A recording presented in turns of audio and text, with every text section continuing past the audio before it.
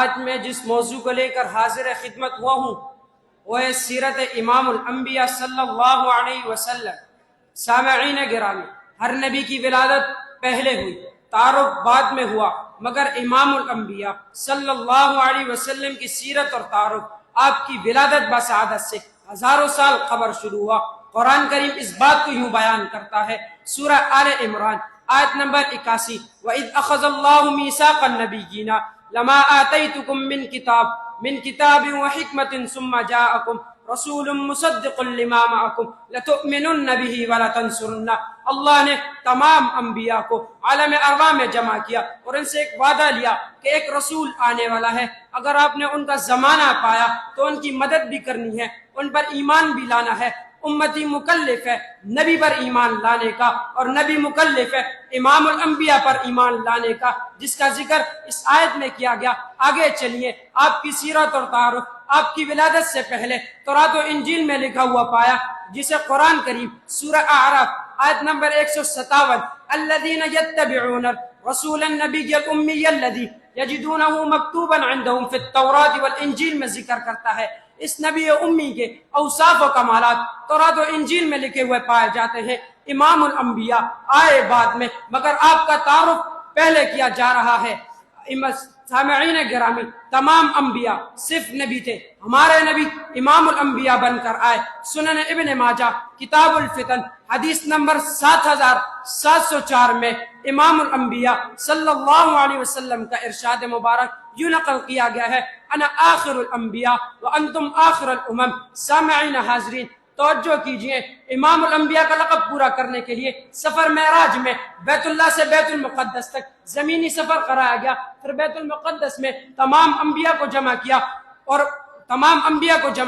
صاحب مشکات اپنی کتاب میں روایت نقل کرتے ہیں، اللہ کے رسول نے فرمایا بیت المقدس میں تمام انبیاء جمع تھے، اذان ہوئی، تمام انبیاء منتظر تھے، فقدمنی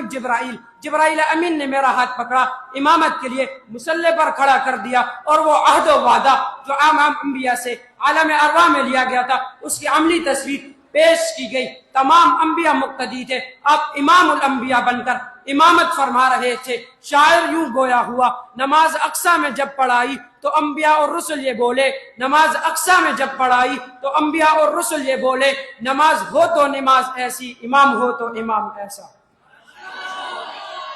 سامعین گرامی،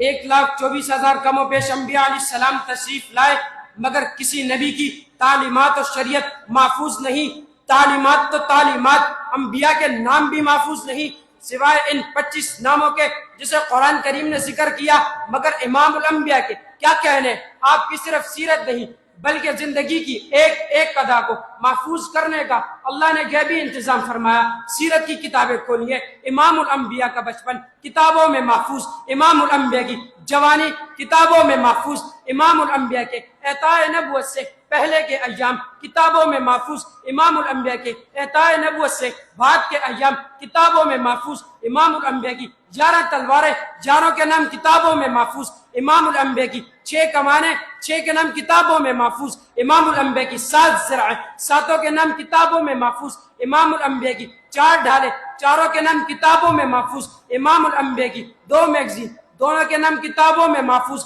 امام الانبیاء کی 3 اونٹنیاں، تینوں کے نام کتابوں میں محفوظ، امام الانبیاء کے 7 گھوڑے، 7 کے نام کتابوں میں محفوظ۔ اس سے آگے بڑھ کر اور کہنا چاہوں گا، امام الانبیاء کے اعتقادات و عبادات، اخلاقیات و معاملات، معیشت و معاشرت، طرز سیاست، اصول تجارت، امام الانبیاء کا طرز حکمرانی، انداز جہاں کتابوں میں محفوظ، امام الانبیاء کا زہد و ورع، علم و حکمت، سخاوت، شجاعت، انوارات و ببرکات، معجزات و مبشرات، غزوات و فتوحات، خلوت و جلوت، سیرت و صورت، سنت و شریعت کتابوں میں محفوظ، امام الانبیاء کا حلیہ مبارک کتابوں میں محفوظ، امام الانبیاء کی چہرہ انور کی حشاشت و بشاشت، فرحت و مسرت، لمعانیت و نورانیت کتابوں میں محفوظ، امام الانبیاء کے 21 سفید بالوں کی تعداد کتابوں میں محفوظ، امام الانبیاء کے زندگی کے تمام معمولات کتابوں میں محفوظ۔ الغرض اس دھرتی کائنات میں واحد امام الانبیاء، سید الانبیاء، فخر الانبیاء، شمس الضحیٰ، بدر الدجا، رہبر و رہنما، لا يمكن الثنا، وکین گنبد خضرا، شفیع المزمی، رحمت للعالمین کی ہے، جس کی ولادت سے لے کر نبوت تک، نبوت سے لے کر ہجرت و نصرت تک، ہجرت و نصرت سے لے کر وفات و رحلت تک جس کی ایک ادا کو اللہ نے محفوظ کیا، اسے امام الانبیاء کہا جاتا ہے۔ آخر میں بس اتنا ہی کہنا چاہوں گا، بدر الدجا کہیں، شمس الضحیٰ کہیں، خدا کے بعد اب کو صلی علی کہیں، وما علینا الا البلاغ۔